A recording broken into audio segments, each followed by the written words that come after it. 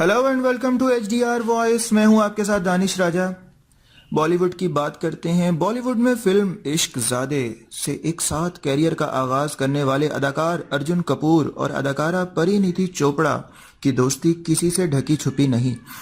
दोनों अदाकार अब जल्द ही एक और नई फिल्म संदीप और पिंकी फरार में अदाकारी के जौहर दिखाते हुए नजर आएंगे।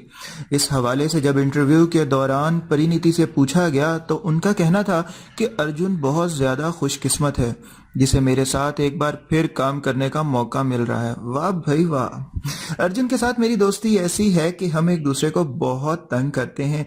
अगर कोई भी शख्स अर्जुन के बारे में बुरा कहता है या उसके खिलाफ कोई भी बात करता है तो मैं उसके दिफा में सामने आ जाती हूँ।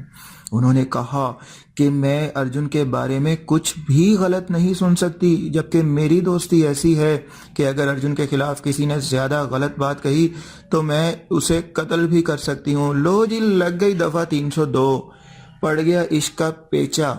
हमारे साथ रहिएगा, आपके साथ मजीद न्यूज शेयर करेंगे।